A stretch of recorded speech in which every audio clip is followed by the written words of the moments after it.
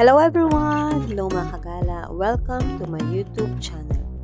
For today's video, join me as I explore Coron, Palawan. But before that, let's go back to Manila first. From NAIA Terminal 4, tayo ay sasakay ng plane papunta sa Busuanga Airport. Ang plane ticket magmula Manila to Busuanga usually ranges from 4K to 6K plus. Kaya ang ginawa namin, nag-antay kami ng seat sale bago kami nag-book ng flight to Coron. Ilalagay ko na lang guys sa description box kung magkano yung nakuha namin na ticket doon sa seat sale at yung iba pang mga nagastos namin dito sa aming Coron tour. At pagdating nyo guys ng Busuanga Airport, meron kayong babayaran na 200 pesos para sa environmental fee. At eto na, sinundo na kami ng aming van papunta sa aming hotel. Nasa almost 30 minutes lang magmula airport papunta sa aming hotel na Island Restaurant. Yung other details ng aming hotel sa dulo na lang ng video na ito. For now, tayo ay magsimula na mag-explore sa Coron, Palawan. Our activity for today is the Coron Super Ultimate Tour. Hopefully, mapuntahan namin lahat at kayanin ng oras namin na matapos ang 8 spots na part ng Super Ultimate Tour na ito.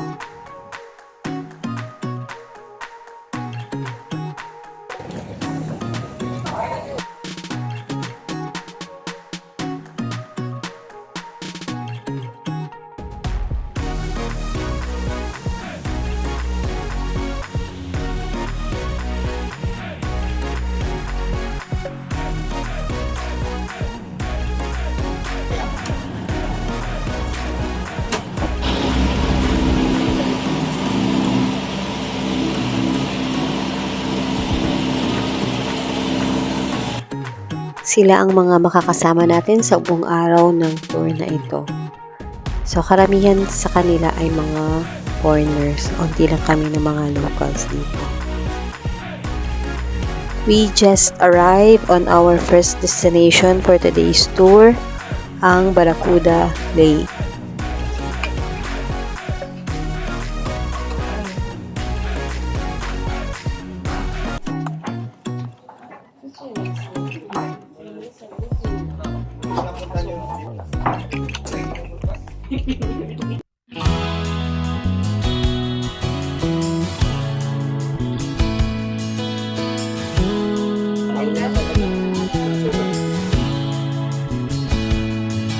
(30 to 40 minutes lang yung allotted time sa amin sa lugar na ito. At ngayon, pabalik na kami ulit sa aming bangka para naman sa susunod na aming pupuntahan.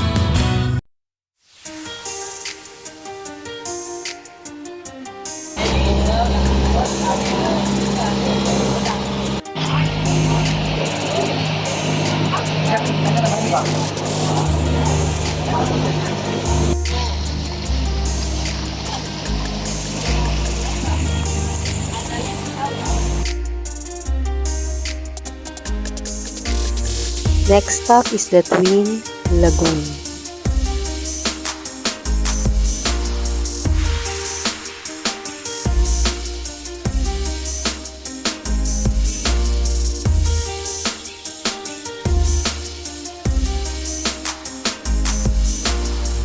Sa butas na iyan guys, dadaan ang aming kayak para makapasok kami sa kabilang side ng lagoon.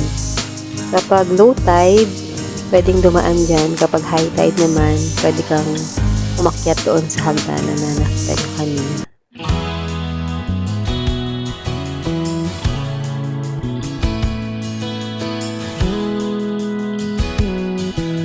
Bale, 4 kami guys sa kayak, pang-4 yung bangkero. Hindi kita yung isa kasi nasa unahan ko siya. Si mami na nagkakayak ay nakasama ko lang sa tour na ito. Mami, sorry I forgot your name, pero if mapapanood mo ito, sobrang thankful po ako sa'yo kasi kung hindi dahil sa'yo, hindi ko mai-enjoy yung ibang activity dito sa Coron Tour na ito. Kasi guys, basic lang alam natin sa swimming, so kinakabahan pa rin ako kapag alam ko malalim yung tubig.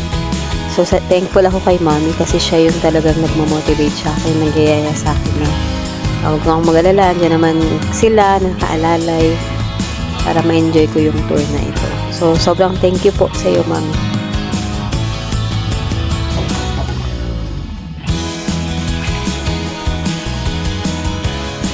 Etong part na ito guys ng Twin Lagoon ay mababaw lang. So, bumaba kami dito para makapag-swimming. Mandatory kayak photos. Syempre, sulitin natin kasi minsan lang naman yan. By the way guys, ang kumuha ng photos na yan ay aming bangkero na si Kuya Abel. So, ang galing niya. Nakatayo pa siya sa kayak habang kinukuhaan ako. Lahat ng ano dito masukat ni ba Kuya? Yay! Shout out kay Kuya Abel. Pag hindi pa kayo mag-ingat, mag-gasgasan kayo. Sugat. Try na. Ingat mo tayo. Oy, gana. Up, saglit. Our time is up dito sa Twin Lagoon. So, we need to go back for our next destination.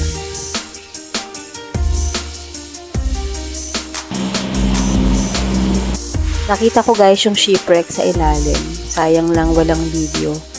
Pero sobrang kakaibang experience na makita yung ganun kalaking shipwreck from World War II. Bukod sa shipwreck na makikita dito, ang dami rin mga iba't ibang klaseng isla. Kaya best spot ito for diving and snorkeling guys.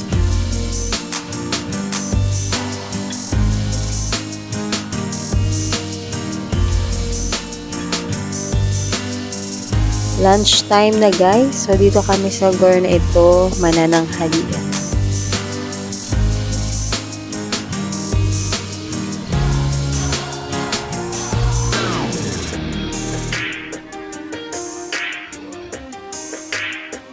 Thank you, Coron Roadside Travel and Tours sa masarap na pananghalian. Ilalagay ko guys ang FB page link nila sa description box para sa mga gustong mag-inquire at magpunta dito sa Coron. The best sila guys. Maasikaso at masarap. Thank you sa inyo, Roadside Travel and Tours.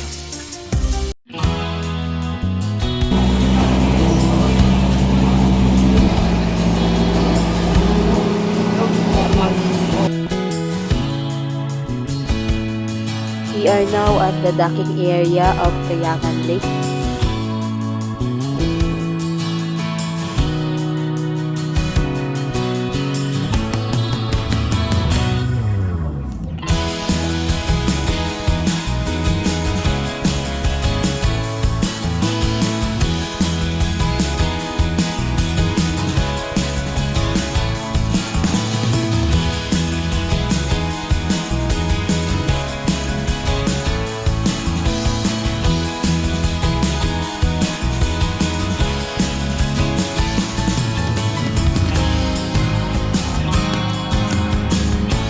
Normal. Abnormal pose.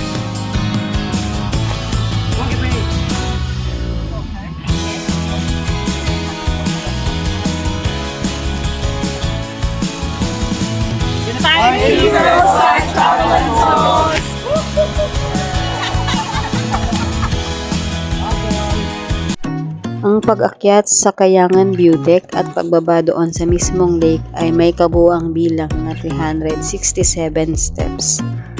163 paakyat sa view deck, 204 steps pababa sa lake.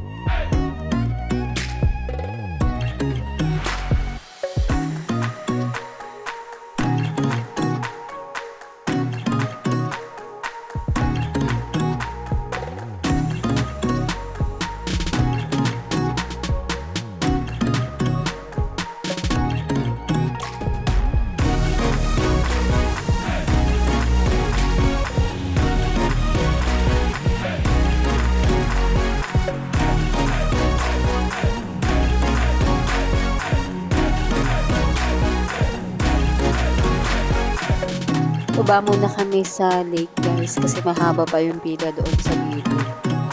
So ito ay 204 steps.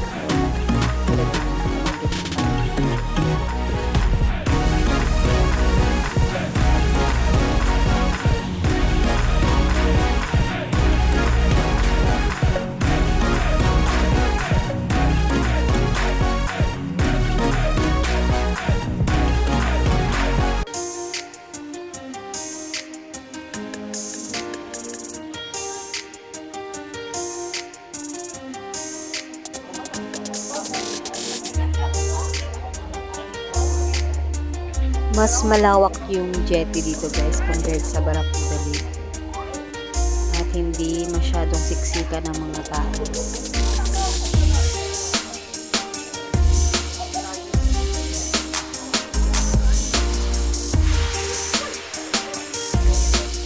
I am now here at the famous Kayangan View Deck.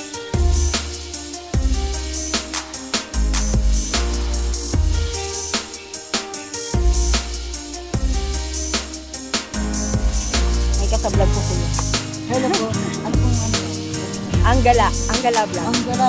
Kasi po, Hello po. invite ko sila punta ng Coron. Oo, in-invite ko po kayo lahat dyan na pumunta dito sa aming Coron, Palawan. Lalo-lalo dito sa Daga. Kaya, Kasi marami po dito ng turista, lalo na dito sa Kayangan, Pen Lagoon. anong name mo kuya? Carl po. Ako po si Carl. Vlogger din po ako. Kaso nasira yung ating cellphone. Ano po sa dagat, nalubog. Nagbigyo po ako ng mga magagandang isda. Hanapin niyo po Nalubog kaya po. Carl dito. Hello po. Kumusta po ang mga taga Maynila? Kung gusto niyo pong pumunta rito, ayan si ma'am.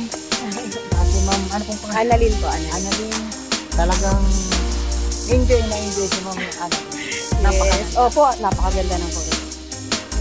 Before going back on our boat, we went to the other side of Kayangan Dock to look for another beautiful spot to take photos and videos. And ang swerte namin kasi walang masyadong tao sa spot na to. So, walang masyadong photo bomb. Ay, my God. Ayan pala eh.